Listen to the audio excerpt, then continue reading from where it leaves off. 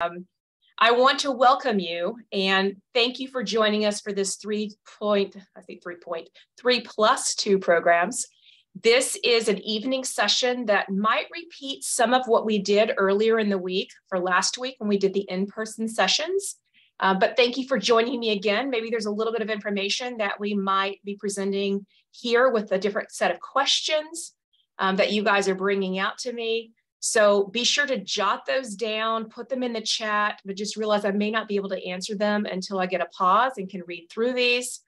I have joining me Matt Upton from Career Services. So the two of us are going to get it started, but I do want to remind you that this is a joint effort with both the Master of Public Service and Administration with 5 different programs here at Texas A&M, and the same thing with the Master of International Affairs. We joined with 2 different programs. So as long as you see your major on here, I saw there was a couple of people that had signed up late that came from other departments. Just realize you will have to transfer in and have a major in one of these areas in order to qualify for the 3+2 program.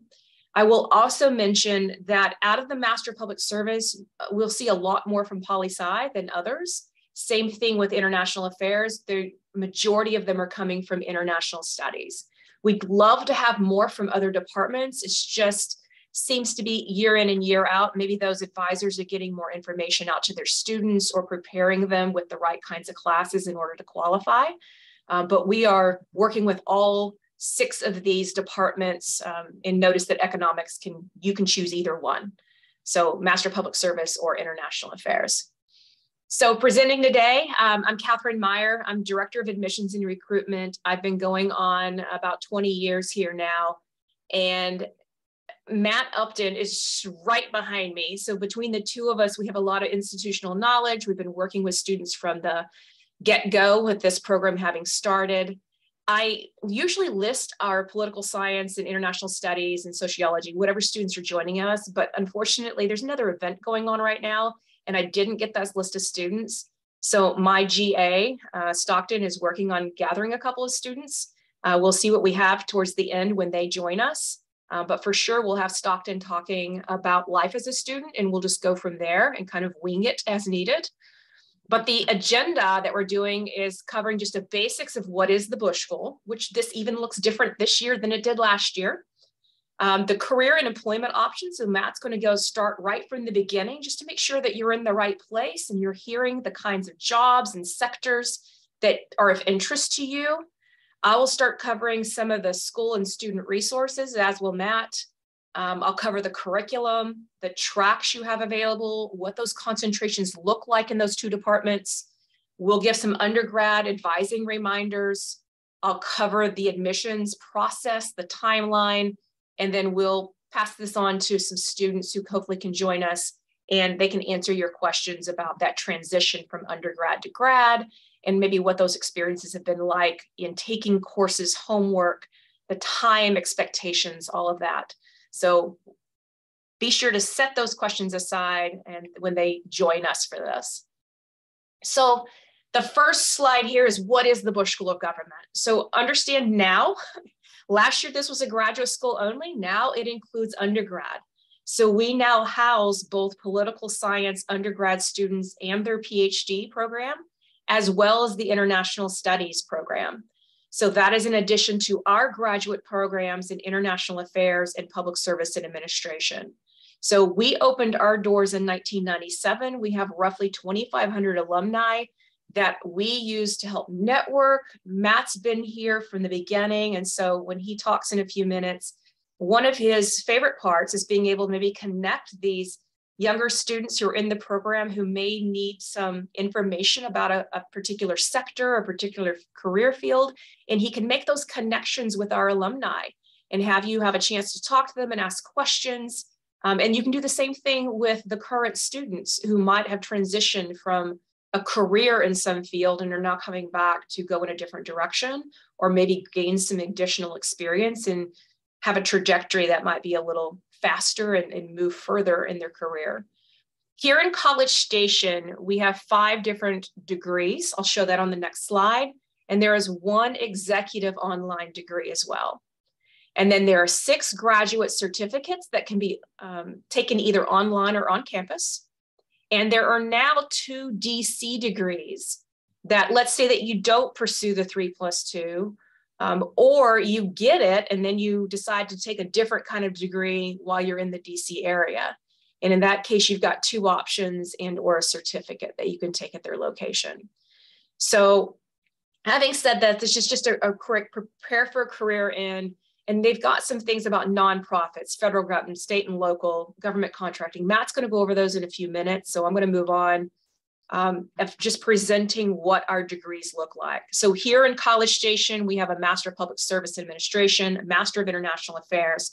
Now, new with the International Affairs are some joint programs. So this is students who are doing a combined degree. So remember, this is a 3+2 program. So on that 2 side, you could actually make it a 3+3. You could come in and do the MIA degrees with public health and or with economics. I would have to look to see how you would apply for those kinds of things. Normally, these are going to be options for students who are coming in with their degrees in hand. But that does just mean we have more students coming in from these degrees, and they may be off cycle in the spring. Typically, our students only start in the fall. Additionally, there is a Master of International Policy. This is a 1-year degree. It is more of an executive style. So students have to come in with 4+ years of experience for it.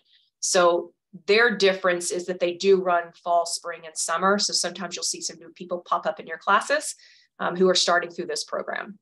The online and on-campus options are the Executive MPSA, which you have to have 5 years of experience, and the certificates, which again, should you not decide to do this 3+2, sometimes people who find themselves off cycle and graduating, let's say in December, can use their spring semester to take a certificate and stay active in the system, and then maybe enroll in the fall.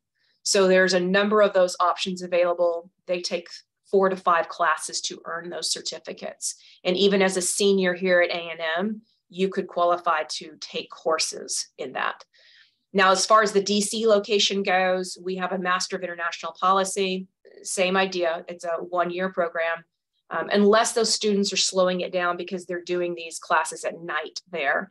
And then they've just now opened a Master of National Security and Intelligence.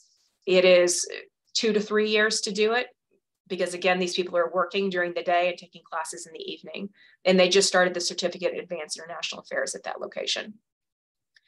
So I'm going to pass this over to Matt. He's going to cover some career aspects of this program, and then I'll come back on in a few minutes and we'll talk more about the academics and some of the support services.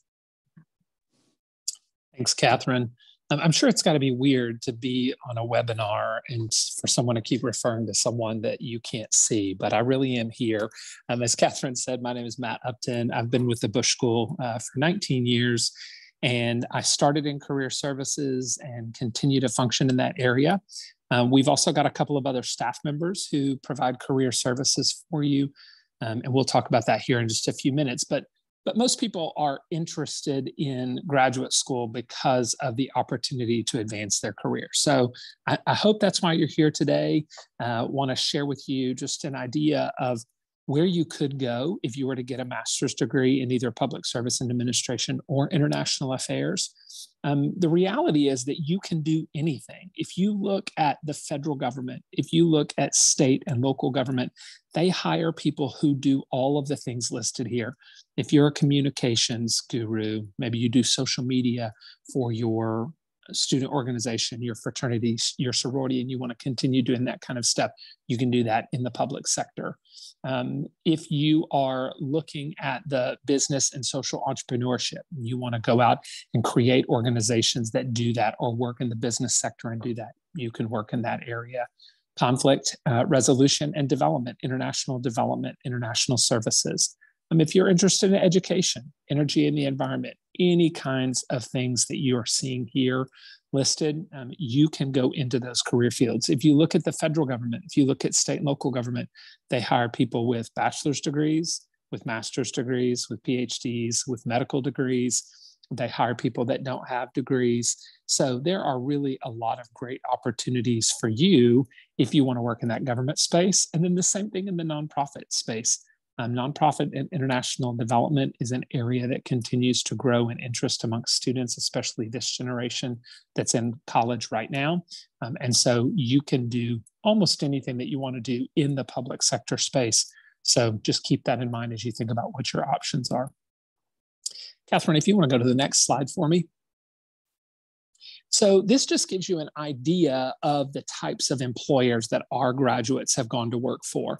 And some of these you're going to see listed here are going to be applicable to both internships and to full-time jobs. The other thing to keep in mind is that these are opportunities that you can pursue now with your undergraduate education. So don't hesitate. If you see something that's on here, look and see if it's a possibility if you're looking to do a summer internship this summer, or if you're looking to do something to fill a semester like Catherine talked about. If you don't do the 3+2 program, or you have a gap, maybe you graduated December and then you've got to fill the spring semester while you figure out what to do. These are some places that you could look at.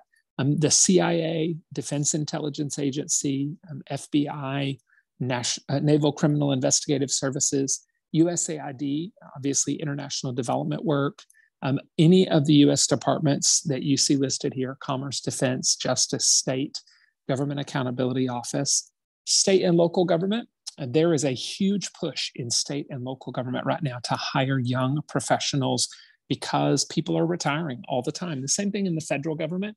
But we, in response to that, we at the Bush School are building out a city and county governance program to really help create a pipeline of graduate students that want to go into work at the state and local level. And so again, you can see some of those places listed here, different cities. We just listed ones that are bigger cities, but small cities, Pflugerville, we've got a graduate working in Pflugerville, down in Sugar Land, a suburb of Houston, the Texas legislature, both in the House and in the Senate. Any of the A&M institutes like Transportation Institute or Forest Service, those are places, TEKS. And then you can see other states here that our students have gone to work for, Utah, Wyoming. And we've had people go to work for the city of Washington, D.C. in their Capital Fellows program. Nonprofit organizations. Obviously, we listed ones here that are going to be familiar to most people, but keep in mind that there are thousands of nonprofit organizations, and they're all looking for people who have strong education and training in how to manage people, how to manage financial resources, how to do events and programming, how to hire people, and how to raise money. All of those things are opportunities. And then the private sector is another place that some of our graduates go into. Now, I will tell you that the history of the Bush School is that typically between 70 and 80% of each graduating class goes into the public sector. When we talk about the public sector, we're talking about federal, state and local, nonprofit organizations, international development organizations. Doesn't mean that you can't go into other fields, and doesn't mean that you can't serve in those areas in volunteer capacities or serve in your community in volunteer capacities. I remember when I first started at the Bush School a long time ago, I talked to a young man who was a graduate. He worked for NASA, right? So he worked for the federal government, clearly a public sector job, but he considered his public service to be his role as a volunteer firefighter in the small community that he lived in. And so for him, public service meant something different than the actual job that he held, although he was working in what we would refer to as the public sector. So just know that and keep that in mind as you think about what your options are. I will go ahead and tell you here that some students, and I'll talk about the statistics here in just a second, I will tell you that some of our prospective students come in, especially those of you in the 3+2 student, and you may be deciding between maybe our graduate degree, law school, or another option. And I would typically just tell you, look and see what is required for the types of jobs that you're most interested in. If you're interested in a job that requires a law degree, then most certainly pursue law school.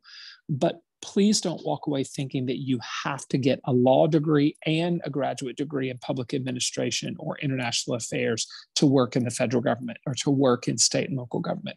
You don't need both of those degrees. And you and your parents can thank me later when I save you some money and some time, because our graduate program is 2 years. Law school is typically 3 years long. And so just check those kinds of things out. And if you have questions about that, don't hesitate to reach out and let us know. I'm happy to talk to you about that. So let's look at employment statistics for our graduates.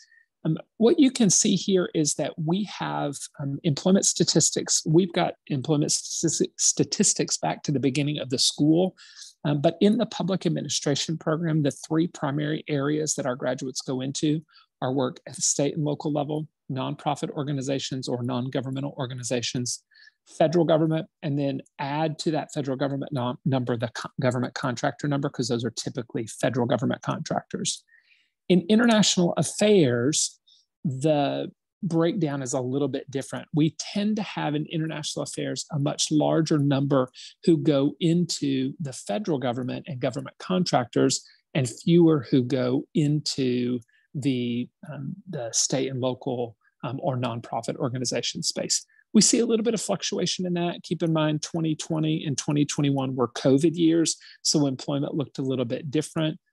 Even at the federal level, they were doing a lot more remote hiring for remote work.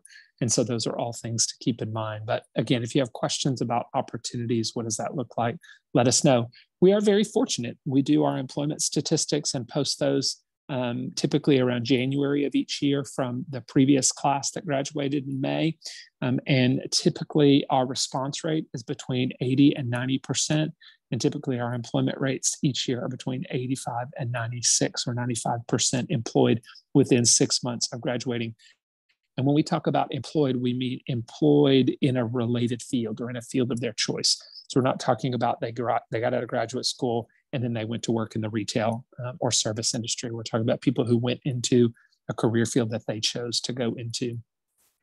How do we do that? Well, we do that because we have other staff members in addition to myself who help. Ashley Winterrode is our Assistant Director for Career Programming. She manages a series of career workshops for first-year students that you're required to go through to prepare you for that internship search. And then Michael Cochran is our Assistant Director for Employer Relations, and he manages all of the employers that are posting jobs in our career management system or who are coming on campus to do information sessions. So both of them are working to help you. They will also work with you individually, work with you individually to meet your needs and help you with your cover letter and some of those types of things.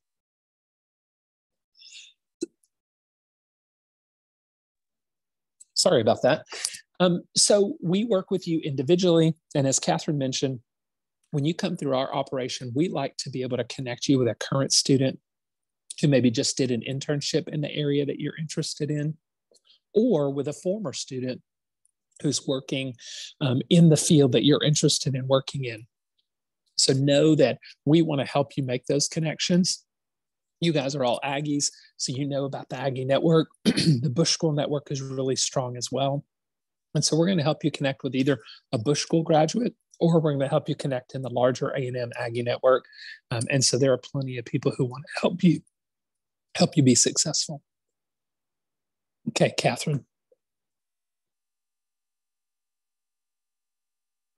So in addition to the career resources that we have, we also have a public service leadership program. Holly Kasperbauer is our assistant director who leads that. That's a great program where you get to learn about yourself through things like Myers-Briggs type indicator assessment, through StrengthsFinder. And then we talk to you about, now that you know something about yourself, how does that play into how you function in groups? How does that play into the career choices or the internship choices that you make? We also talk about developing leadership skills like your conflict resolution, critical thinking, written communication skills. We have a writing program. We have staff who work with you to help you become a better writer through e-portfolios and reflections. They're not going to edit your papers for you, but they can help you structure. Catherine, you're showing your screen there. And then we have a number of speakers that come through. If you are new to the Bush School as a political science or international studies student, you've probably seen a lot of our speakers that come through the school, and you have an opportunity to attend those both as an undergrad and as a graduate student. And then international travel, we do have study abroad trips. We have one going out to Israel, I think in May and early June of this next year. Professor Mike Howell leads that. And then we have others that have been in existence before that are coming back slowly post-COVID. And then finally, for those of you that are interested in the International Affairs program, you will be required to pass a foreign language exam. We use the American Council for the Training of Foreign Languages to assess that. It's an oral language exam, typically about 30 minutes long, but what a number of our students in International Affairs will choose to do is they'll choose to do a language immersion, either over a winter break or maybe between their first and second year instead of or in addition to an internship. And that's a great way to practice that and be able to be successful and pass that language exam. So that gives you a quick overview of the student and school resources, and then also career services and how we function with you. My office is on the second floor with Catherine. I'm just around the corner from her. Feel free to reach out to me and email me if you have any questions or need clarification on anything. I'm happy to help. Thank you, Matt. Sorry, those emails, I was trying to look up emails for the 3+2 who are joining us later, and it kept popping up on that screen in front of you. So my apologies. All right, so I'm going to talk briefly about the opportunities for student involvement in realizing many of you are already involved on campus and you can continue that. We're just giving you additional opportunities here within the Bush School to maybe join some community service activities. So we've got a public service organization that often runs events twice a month. Sometimes some of those all end up being on the same Saturday. But you can get involved, stay with your current, and just add on top of that with some of these activities like Elder Care, Read by Third, Paint USA, some really fun ones. Student Government Association, if you were involved in undergrad for that and want to continue it, we have a number of opportunities as representatives for your class, president, vice president, those things. And then there's also committees who need leaders. So we have diversity, equity, and inclusion, social and traditions. There's a number of tailgate. There's also a foreign language and cultural society that helps run the language component for the MIA program. And then the Ambassadors Council, which Stockton can talk about later because he runs that, in helping host the different events that we have here. And that can include either speakers or conferences or development. Lots, again, activities going on all the time. Alexander Hamilton Society, John Quincy Adams Society, there are career clubs. I can't list them all here, but needless to say, there's a lot of opportunity to really get involved and be part of something here. And they'll cover this in a few minutes. So academic options, let's talk about the curriculum. 3+2 students, and I do want to clarify because Kason had mentioned on a chat that I addressed for him, the program is called a 3+2 because traditionally students come in that freshman, sophomore, and junior year is 1, 2, 3. And then in that junior year, they're applying to us. So their fourth year is now combined with our first year. And then you're going to do both years with us. So no matter what, you're going to complete our 2 years. The part that is not as clear is, did you get this done quickly? Because there's a number of students who come in with a bunch of AP credits or language credits, and you're actually doing this in 2 years for your undergrad and then 2 years with us. But you could even be a 4-year and 2-year. All this is something you will have to work with your undergraduate advisor to make sure that you're getting the proper classes done and that you're not overshooting this by getting too many taken that ours would have double counted for. So I'll give you a visual of this in a second, but it is called a 3+2 program, but that can vary. 2+2, 4+2. You come in and you're completing the same curriculum as every other MPSA and MIA student that we bring in here. So that's 48 credit hours of coursework that you'll be taking. Traditionally, that's 12 hours each semester, fall, spring, summer internship, or language, and then fall, spring. You will have tracks and concentrations that are going to guide the courses that you're going to take. You're going to have an internship opportunity between your first and second year. Those that are in the MIA, if you choose to work on your language study, you can replace that internship with that opportunity. In your final year for the MPSA or in the final semester for your MIA, you'll be working on a group-based capstone project where you're working for a client in some level of consulting project. And so you'll get an opportunity to pick which one you want to do by rank ordering. That's my first choice, second choice. And it'll be presented to you in the semester before you start it by the faculty who are running it. So you'll have an idea of what's out there and which ones are the most intriguing for you. And then as a reminder, if you are in the Master of International Affairs, you do have to pass a foreign language exam. That is going to be an exam that you will do over the phone with American Council on the Teaching of Foreign Languages, and you will need to have practiced. So that's why some like to go in and do the language immersion over the summer. You cannot get your diploma if you do not pass that test, or if you were not approved for an earlier testing. Maybe you did it in Peace Corps or through the military. Or you're a native language speaker of Spanish. And in that case, that's waived as well. As far as graduation goes, just remember, you're not going to graduate in between this. So you are basically going to walk when you've completed the final graduate degree. So if you decide when you're in this program that this isn't what you thought it would be, you can just pull out at the end of the semester, keep going with those undergrad credits, because ours should have counted for your undergrad and you didn't really lose anything. So you just continue on. And we have had a couple of students do that. By and large, most are in this program because they've already vetted it. They know this is what they want to do and they continue onwards. But you just set up that expectation with your parents. You're not graduating with that political science degree in between your first and second year. You're going to graduate with both your Master of Public Service and that political science degree in their final year. All right. As far as the Master of Public Service goes, there are 3 tracks. You are required for a track: public management, public policy analysis, nonprofit management.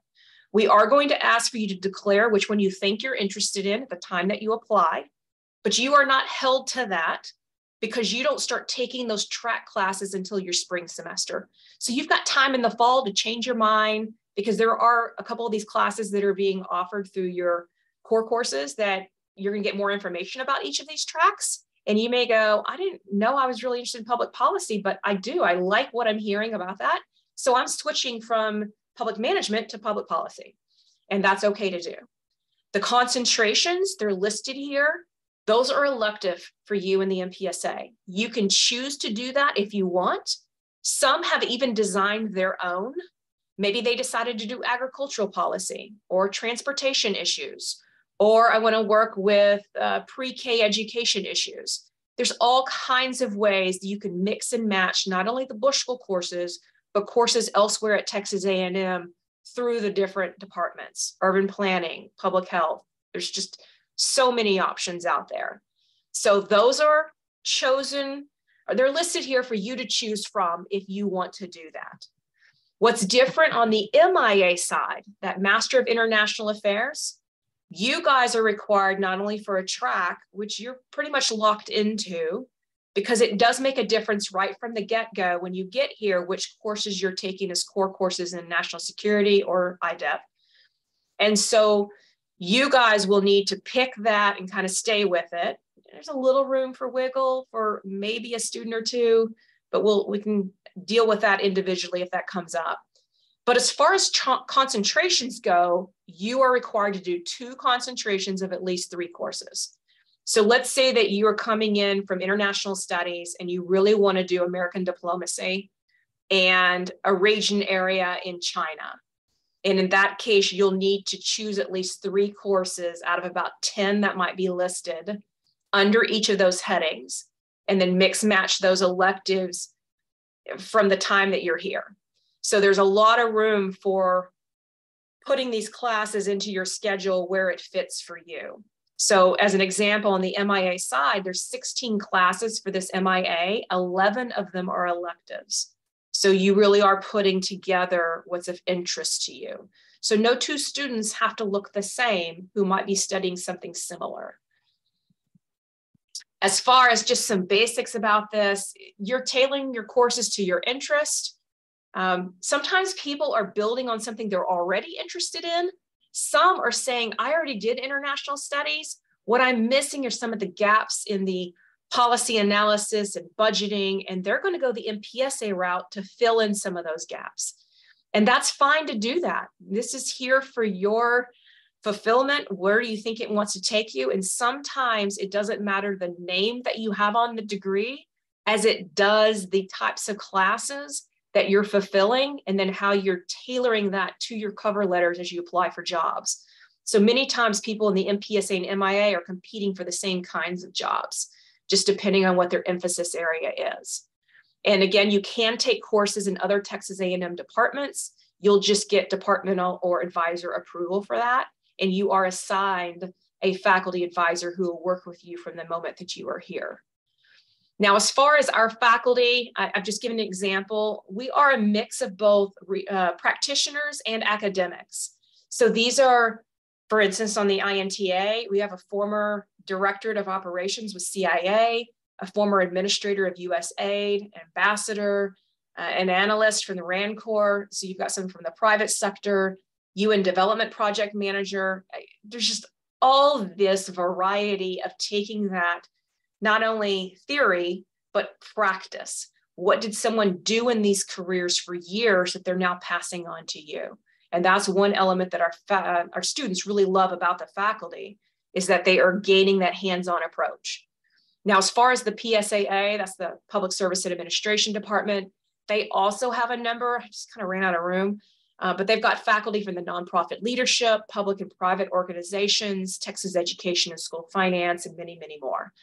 So you're interacting in what I'll call a small school environment, but remember, each of these programs, Master of Public Service, Master of International Affairs, are bringing in about 90 students a year. So I put 80 to 100, we're kind of in the middle of that most times. And the faculty to student ratio is somewhere around that 1 to 9, 1 to 10. So there really is a good match of you getting to know your faculty well. And then the average class sizes that you're sitting in is probably around 16. So most are going to top out at 20. And this means that you can't go into this class unprepared and hope to hide in the back and not be called on. A lot of these are lecture, and our students will talk a bit more about what a class setting is like, but you do need to come to class having done your readings and being prepared for that. Now, as undergrad reminders, this varies by your department, but most of them are somewhere between, you need to come in with 102 to 104 minimum hours completed before entry. So for instance, the new sheets that we have on the website under the 5-year programs, that's under the academic section, it's going to show you the kinds of classes you need to have done before entry into the Bush School. And then there's another section that's showing you what the Bush School classes are going to double count for, whether it's a political science elective or an INTS core course. I mean, they're all highlighted. Save those necessary classes for credit. So for instance, most of you have the ability to double count 18 hours from hours into your degree plan. There's a couple that are a little less than that, so read up on that. It's not going to hurt your curriculum on our end if you've done more than, like, you didn't need to set aside 18 hours. Maybe you're only setting aside 12 credit hours to double count. That's fine. You're still going to get our credit. You just didn't necessarily need to count it for undergrad credit. So work with your undergrad advisor to ensure that you're saving the ones that you need to. And then take all those prerequisites before fall entry to the Bush School.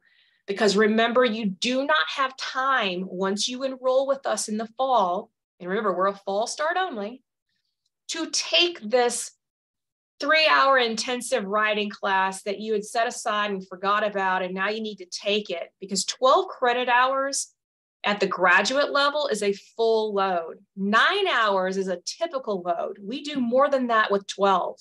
So then to add another 3-hour undergraduate class and take 15 hours is not setting you up for success. And we no longer want to approve those. Sometimes they do, but most students, we're telling them, take care of your business before entry. So there's now us working with the advisors trying to get them to sign off that they have reviewed this with you. INTS, if you're in that department, your study abroad experience must be completed prior to enrollment. So you may be admitted in February, March, April, and then your study abroad may not take place until the summer, and that's okay, because it'll be completed by the time you start with us in August. The minimum GPA at the time of enrollment is a 3.25 for most of you. It's a 3.5 for INTS majors. Work with your undergrad advisors, just make sure you're on track. All their names are listed on those sheets. And then as far as classification goes, people will tell me, well, I'm a junior, but by hours I'm a sophomore. Well, then you're a junior. It's all about, or sorry, I said that wrong. It's a reverse. It's all about your hours.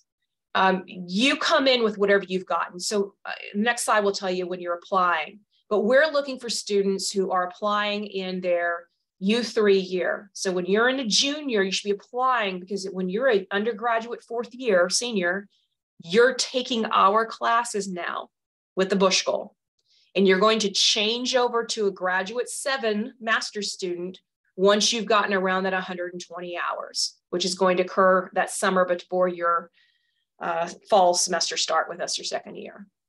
So just remember that means you're paying undergrad prices in your first year. It's going to affect 2 things, and one of them is financial aid. So this does not affect everyone, but I want to mention it because in year 1, students typically take 12 hours in the fall, 12 hours in the spring, but only 18 hours is going to double count. And so this causes a federal aid issue because, as you can see here, only 18 hours counting in that plan means 12 you're in the fall, but in the spring, you're only 6 hours going to count for that federal financial aid, which means if you're taking out loans, Pell Grant really doesn't affect our graduate level, but because you guys are undergrad, still labeled a U4, it will affect that kind of payment. So you'll need to work with Texas A&M Financial Aid, make sure that they are aware of how your hours are working, and then they'll advise you. Or you just need to make sure that you've saved up some money because federal financial aid is not going to cover 6 hours of your spring semester credit. If this sounds confusing, you can come to me later. We can talk about it. But I know your undergrad advisor should be aware of this. So you're full time at 9 to 12 hours each semester, and you're awarded based on this financial aid. So just make sure that you're aware of how that's going to affect you in your second semester. As far as when to apply with us, students are typically doing it around that 65 to 80 hours. You may be past that mark. That's okay, but you shouldn't be sitting at about 110 hours when you're applying, unless you are going to be a 4-4 and a lot of the hours you have weren't counting towards anything. Maybe you switched majors a couple of times. So time it, make sure that you're working with that undergrad advisor, that your class is going to be taken care of. And then you'll need to apply through an internal app we have on the website. So I've got the website here. It's just underneath our part of the website under admissions, and then just find the 3+2 program. So it's an internal app. So you're not applying through GradCast because that would throw the system off because you're an undergrad. You're going to upload a resume. You're going to provide us a personal statement. That personal statement is very important. That is you telling your story. That international experience essay, if you're an MIA, that's where you're going to talk about your study abroad or that you're about to do it. Talk about your language, talk about any type of international and cultural experiences, some relevant classes that were impactful for you. Whatever you need it to be, faculty want to know what have you done culturally and being more aware of the world. Transcripts will be able to pull those, so official ones, so unofficial are fine for now. Recommendations, you need to pick 3. Typically, we'll tell you on your website, faculty want to read about how you did in their classes. So they want to hear from those faculty that you took classes from. So if you can, all 3 of them should be academic, at most 2 out of the 3 if you need to, with 1 outside of that. But if people are struggling to make connections with their undergrad faculty, advisors, whatever. You can go one academic to something else, but play to your strengths. I wouldn't go too far off of that. And then GRE scores, the MPSA is optional. MIA is optional also because you guys have to have above a 3.2. But I will say with the GRE tests, if you are a good test taker, consider taking it because you guys are young and all they're going by is your academics. Many of you have already squeezed in so much, but you're not necessarily hitting some of the worldly travel and job opportunities and an internship that you can talk about that others can. So what you can do is take a GRE test and have an additional credential in there that will strengthen your application. Because if faculty are fighting for, let's say, 5 to 6 slots for 20 people, if you've got 2 pieces, a GPA and a GRE, and someone else doesn't, they may pick yours if it's stronger because you've got that piece there to support it. So something to think about. Not everybody does, but Ashley and I can talk to you one-on-one about your situation if you have questions about that. And then proof of English proficiency if you are an international applicant. December 15th is our priority funding deadline. I would encourage everyone on this to hit that deadline. And then we've got January 11th is the final deadline. Hopefully by then we're already having passed on a lot of these applications to the faculty to evaluate. And then we're starting to make our interview invitations. And so we'll start setting up interview opportunities in the month of February. We would like, if you are here at Texas A&M, to try to attend your weekend. I've listed those weekends there. MPSA will go first, February 17th and 18th. MIA will be the following weekend, February 24th and 25th. If for whatever reason you already have a commitment, you're out of town, you're a study abroad, I will then work with you via Zoom to set up those kinds of interviews with those faculty. If you are here, it's a round robin event. It's a half day Friday, all day Saturday. You'll have both alumni and current student panels. We'll do the interviews face-to-face. You'll have a number of different resource tables to meet, talking to leadership program, the writing program. It's just a great opportunity to get face-to-face and maybe help people remember who you are and what impact you can have in this program if you are a student. Early March, we give those final application reviews and then make those admissions decisions about a week later. So admissions and aid decisions are sent around March 10th through the 15th. If you come in with funding as a 5-year student, I'll explain this on the next one, it's going to look different than everyone else. So I'll cover that next, but April 15th is the response deadline that you'll have to tell us a decision one way or the other. And then keep in mind, there's a number of students that are also put on a wait list.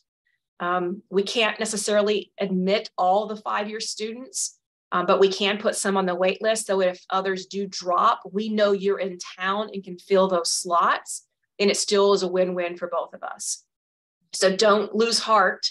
If you are put on a wait list, there is a chance that you can still be pulled in. I want to say this last year or two, quite a few have been pulled in off the wait list. Now, as far as financial aid goes, the class of 21 stats, I should say 22 stats, the MPSA was 3.63 was their average GPA, and their GRE was quite high at a 311. Both of them were. But remember, that's because we're encouraging those that do well on the test to take it. And so that has skewed it upwards. Typically, if you're above a 300, you're in a competitive market. And so it's good to go ahead and record them if you're a 300 or a better. If you did not have it as a requirement and you just took to see how you did and had them reported, if you don't like them, you can contact our office and we can pull them so faculty won't consider it as part of your application. So merit with experience is going to affect your scholarship level. Just remember, as a year one, as it says in green down there, while we cover all of our students with something, your funding looks a little different because in year one, you're still a U4. And so because of that, we are hoping you still have some undergraduate funding that you can utilize. And we're going to save some of that money and give you $1,000 for now. And then in year two, we'll tell you in your offer letter what that funding will be.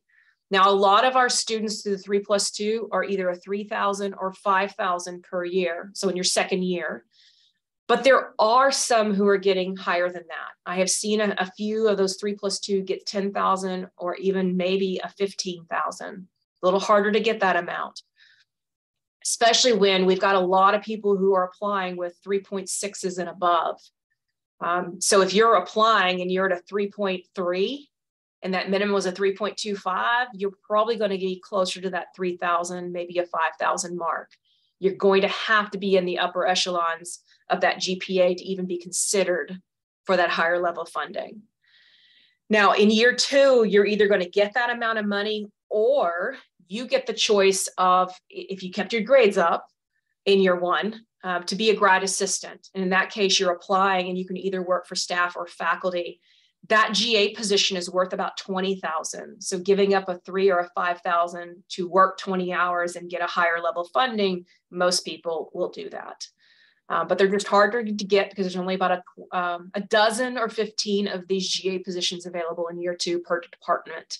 So if you have some leads on a GA or a TA position, or an RA, like resident advisor or even a research assistant with another professor in your department, then great, because you can do the other department and it won't affect your Bush School funding. So you might still get that $5,000 in your second year if you're working as a GA outside of the Bush School.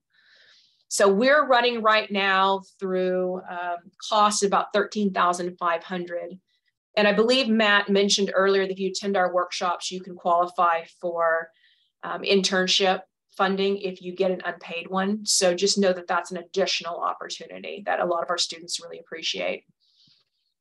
Okay, so enough with me talking. I'm on here in case anyone still has chats. I'm going to pass this on to Stockton and see what other students we might have who've joined us. Even if some of them didn't, I'm going to provide their emails. I'm going to try to type those in. If I can, my apologies now, Stockton, if my email pops up in front of you, I'll drag it over, but I've got to look up a couple of them for a second. All good. Thanks, Catherine. So this is really just kind of a time that we like to do at the end of each session, where we basically, each of us students kind of share our experience about the program. And then we're kind of able to just answer any of those questions that you have moving forward, whether it be about us applying to the program, why we chose the Bush School, anything about classes, our experience. We're happy to do that. And so if you have a question, you're welcome to either pop on here, ask it, or you can just put it in the chat and we'll answer it. But I'll go ahead and just get us started here. My name is Stockton Duvall. I am a second-year National Security and Diplomacy student on the MIA side. And so basically, my experience before coming to the Bush School, I served in Peace Corps in Madagascar. And then from there, I did some legislative work for a little bit over a year during COVID, and then came here to the Bush School. So a little bit of work experience in between undergrad and graduate school. And so I'll be kind of the one person that's a little out here. But so I am doing a lot of development work. And so like the goal for me is to work for USAID and do development work with them. And so the program was kind of a selling point for me because it gives you a good mixture of both national security and development. On the MIA side, you can pick and choose classes, whether it be completely focused. And then also a lot of students take some of those public service and administration courses. So just because you're MPSA doesn't mean you can't take MIA classes, and it's the vice versa there. And so it's a good opportunity to get different experiences and kind of figure out how can I tailor my master's degree to the job that I want. And so I think the Bush School does a really good job of that. Like Catherine mentioned, we have a very good mixture of practitioners and academics. So a few, for me that really have stood out, the former USAID administrator under George W. Bush, Andrew Natsios, he actually teaches 2 courses, one on development theory, and then one on great famines. And he is truly a phenomenal professor and does a great job in preparing you for the real world there. But then you also have some more academic classes where you're able to kind of look, instead of just, into one specific career, you're able to look at a structure, an international affairs structure or something kind of out there. And so it's really a good mix between those two. I'll go ahead and let Klein, if you want to go ahead and introduce yourself, just kind of give a little bit of background about yourself, and then talk about why you chose the 3+2 program. Yes, sir. Thank you, Stockton. Howdy, guys. My name is Klein. I'm a 3+2 student. I'm MIA in National Security and Diplomacy track. I'm currently pursuing concentrations in American Homeland Security and Intelligence. I'm from Kingwood. In my undergrad, I was at A&M, of course, and I was International Studies. What was my diplomacy track? And my geographic region was MENA, so Middle East, North Africa. I did my study abroad in Morocco this past summer. Yeah. And Klein, can you talk a little bit about why you chose the 3+2 program? Yeah, I chose the 3+2 program. Kind of the Bush School is what made me gravitate towards A&M in the first place. I remember I was on my first campus tour and they say CIA people come out of there, and I was like, that is awesome. I need to go here and check this out. And I'm really like, that first tour wasn't wrong. I've met a ton of people who they're either working on capstones for the CIA. A lot of the professors have worked with and for the CIA, and I've met students who are doing internships with the CIA. I personally have a few classmates doing internships in the FBI. And so it's just, it's a really cool place where it's a bunch of people going to do really cool stuff. I'm just really thankful to be in an environment like that. Awesome. Any application kind of pieces of advice? So what should they be doing now to prepare to apply, or anything in the application process that you would recommend? Yes, for me, the most stressful part for sure was getting my recommendations for my professors, because I naturally don't like go up and talk to professors that much. And so the semester when I knew I was going to apply to the Bush School, I had to kind of make that effort to go up and talk to professors after class, to show up to some office hours just to make myself known. And then I chose professors and classes where I'd spoken before, where I'd shown that I was a good writer, I was a good presenter, just able to showcase, just I knew they would be able to speak to different projects I've done and stuff like that. But that was definitely the most stressful part. So like trying to work on that now definitely takes the pressure off. Yeah. I'll also add, for those of you that are here at A&M, an easy way to kind of work on developing that relationship is coming and visiting the Bush School if you haven't already, along with meeting with current students or faculty members. Whenever it comes to your application process on your kind of your written portion and telling your story about why you're choosing the Bush School, it really is important for us to see that you're going to be a good fit for us and that we're going to be a good fit for you. So making sure that you go in and you talk about, okay, I'm choosing the Bush School because I believe in public service, or something that I know I did on all of my applications was I would go in and I would mention what professors I thought interested me, and I thought that they would actually fit my job career trajectory or a skill set that I was trying to help myself out with.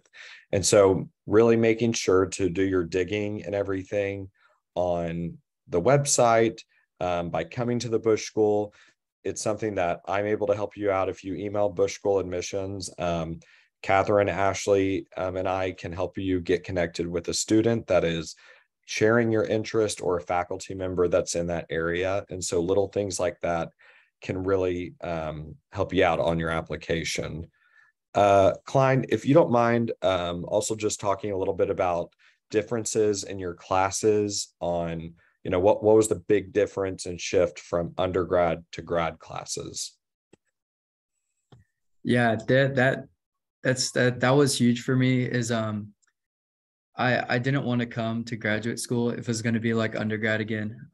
Just the same classes where you kind of just show up, you learn, but I just didn't have that connection with my professors and other students that I really wanted. At the Bush School though, it's crazy what we've done in class. I don't know. I have so many examples in my counterterrorism and financing class. Like every week we have exercises where we're red teaming, like coming up with ideas as groups about how to defend certain vulnerabilities and inside of certain processes. And in my U.S. Law and Homeland Security class, we'll have mock court cases where a group of us will be the prosecutors, a group of us will be the defenders. And I don't know, it just makes the classes so much more fun to come to. And in those classes, I think one of them's 10 students and the other one's like 11 or 12. And so it's just really crazy. It's a very different atmosphere than undergrad. I love it so much. Awesome. And could you also briefly kind of go over just any experiences you had in undergrad, whether it be student involvement, study abroad, languages, anything like that? Yeah, so organizations I was involved in undergrad is I was really involved with my church, FBC College Station, also Impact Ministries. And then languages, I learned French a bit when I was a kid, but I wasn't taking those classes in undergrad. I took Arabic with Professor Ayari and in undergrad. And then this past summer, I went on a study abroad to Morocco, which is really awesome. Got to take my 301 and 302 Arabic, get my language requirements. And yeah, that's all on the language side of things. All right, awesome. As he mentioned, don't forget, do not be worried too much about the language requirement. The nice thing about this program is that over the summer, you get to choose between an internship or a language immersion. And I think a lot of times people assume you kind of have to take the internship option there.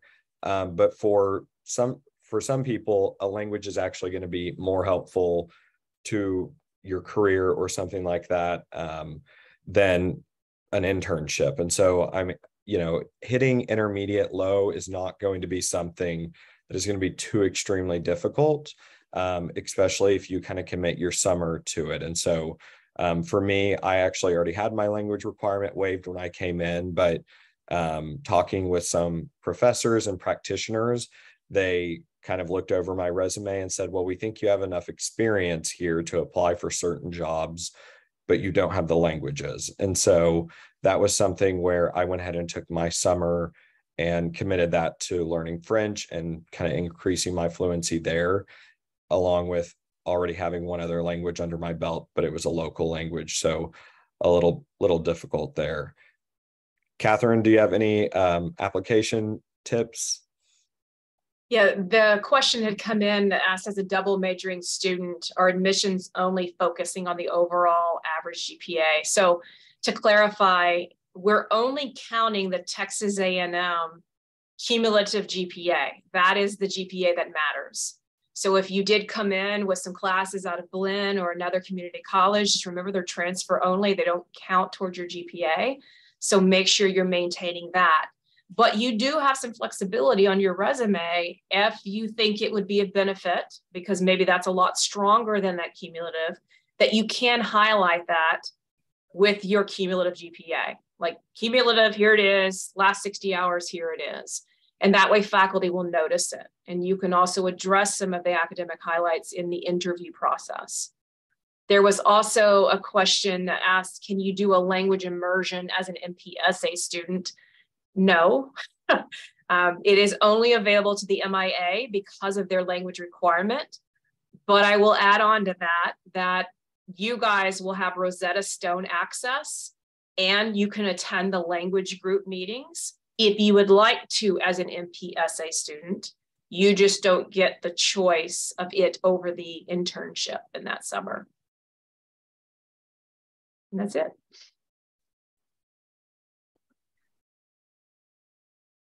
Were there any other questions that people had? I'm trying to answer these as they come up on here, but feel free to raise your hand or unmute and we'll notice it and you guys can ask these questions too. We want this to be beneficial. We've got about 10 minutes.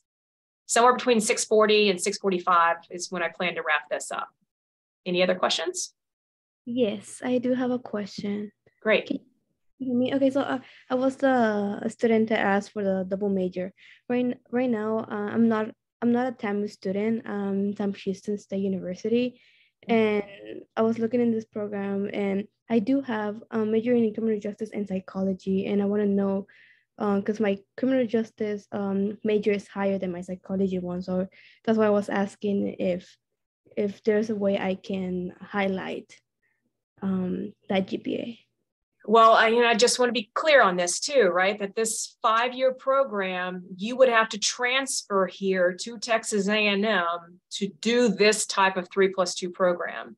And you would have to choose one of the ones that I listed on that first slide, whether it be combining with political science or with international affairs.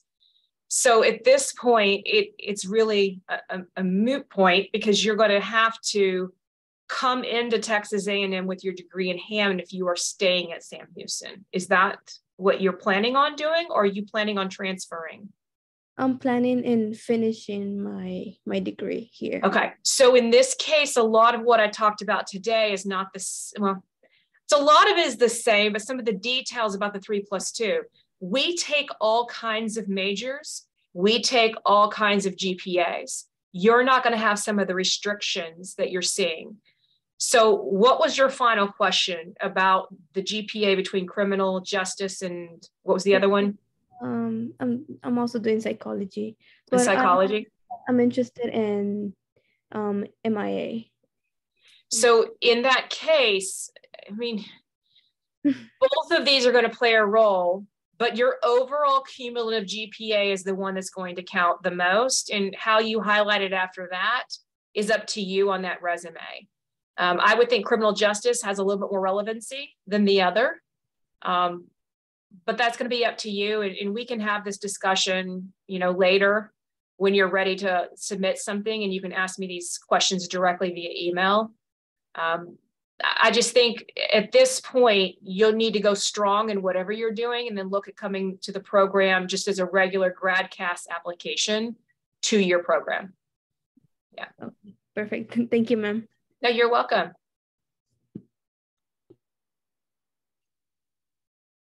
All right, Stockton, I'm gonna let you take it for a second to see if there's anything else between balancing work and school, capstone that you did.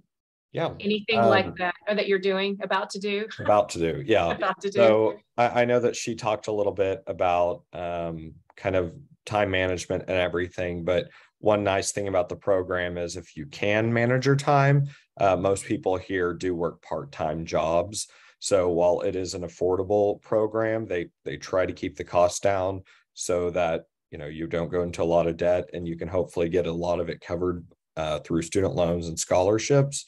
Most of us still do work here, so time management, if you can handle it, it's it's a lot, but it's definitely something that's manageable.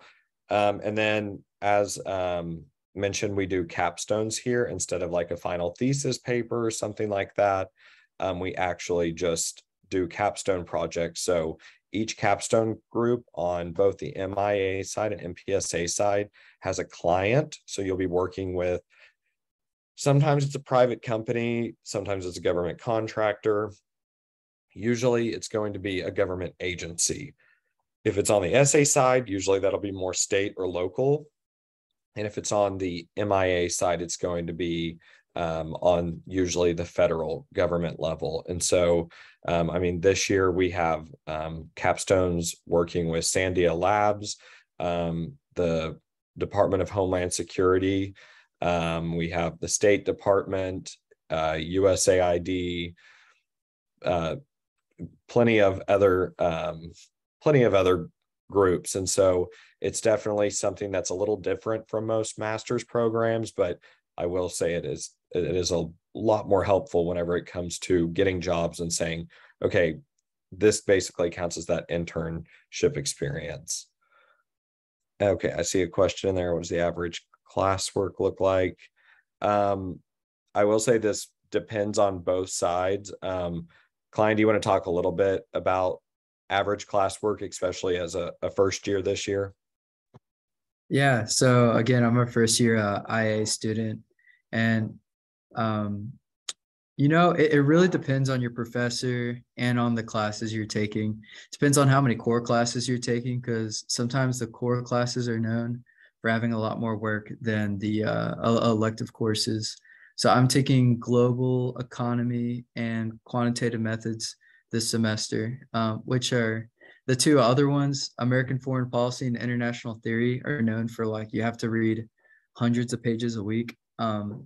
However, you don't have to do that alone. What a lot of people will do is like reading groups where you'll have like a reading of 100 papers, right? And so you're in a group of 3 other people, you split it up 33, 33, 33, take really detailed notes on your 33 pages. So through teamwork, the workload definitely becomes a lot less, and I still have time to hang out, be part of a couple clubs, go play sports, have fun. It's definitely not too much. Yeah. And yeah, we'll get to that. Lisa, do you mind introducing yourself, just sharing, I know you're on the essay side, but sharing concentrations and your experience at the Bush School so far? For sure. Howdy, everyone. My name is Lisa Cantu. I am a first year MPSA student. My concentration lies within education policy and management. My first year experience kind of echoes Klein's. Having all of that work broken down really does help the workload. Something the department head, Miss Lori Taylor, told me when I first entered is to kind of treat it like a full-time job. That's not to say that you can't, what they said, go out and enjoy yourselves, but treat it, as you would any class, especially as a grad class, but breaking it down really does help with everything, especially if something's not your strong suit, you have someone with different strengths and weaknesses that can help you find your place. And can you kind of talk a little bit about, I already asked Klein this, but I think it's good to get a different perspective on the MPSA side, just kind of what you did to prepare for applying to the MPSA program, involvement in your undergrad, and kind of all of those different areas that helped you kind of get into the Bush School there. Yeah, for sure. So I think one great step that y'all are taking is that you're here and you're learning more about the Bush School. Something that I did is looking at all the different websites, going to the website, looking up at prospective students. They have so much information there. If you need anything, I know you can reach out to the admissions team. I basically just studied up on everything before my interview. I looked up the people that I was interviewing with, seeing, what their concentration and their interest lied within. You said, what I was involved in undergrad. I did a few things, primarily class councils. That was what I really enjoyed, just finding that leadership and involvement on campus. I know a lot of my other 3+2 friends were in LASC, Liberal Arts Student Council. I believe they've now shifted over to the Student Council of Arts and Sciences, but being really involved, getting all of that experience that can prepare you, especially with teamwork. A lot of the MPSA side is a lot of group projects. They want to see how you interact with each other, which is really applicable when you go into the workforce because you're going to be working in teams a lot. So finding that teamwork, that leadership, how to work together, that's what I really focused on. And then kind of going into, you talked a little bit on it, but would you say your classes are a little more reading heavy, assignment heavy, a good mixture of both? What does this first year really look like for that sense? I would say it's a lot of reading, and more so based because a lot of things have to do with case studies. Something that the Bush School does really well is finding case studies that would be, something that you would see on an everyday basis. And so those case studies, you'll have to know everything in that case study before you get to class. It's not something that the professor will be like, oh, this is the concept and we're going to go through it. It's something that you've already had to read through, and you're expected to bring your thoughts on the piece to class. So I would say it's more reading focused, and the assignments correlate to all of those readings. So just making sure that you get all of that done, like Klein mentioned, splitting it up, getting the work evenly distributed. Maybe someone takes the first part of the case study, another part of this case study, things like that. Awesome. And like we mentioned, their emails are both on there. So if you have any additional questions, you can always reach out. Kylie Gregory is a second year in the MPSA program.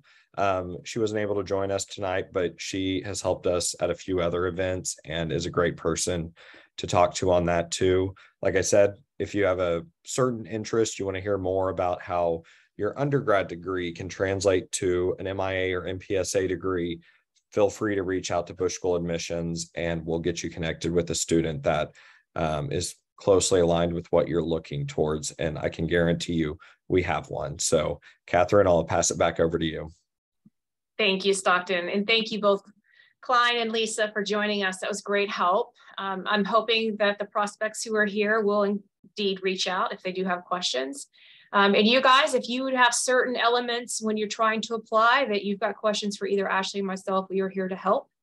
We won't judge. We get all kinds of questions at all kinds of levels. So better to ask and be clear than to mess this up or worry about it when you're in the midst of finals trying to get materials submitted. So with that being said, we're going to sign off now. We will get this webinar posted to the website in the next couple of weeks. But thank you guys for joining us tonight. Have a wonderful evening. And if we can be of service, please reach out to any of us. Thank you, guys.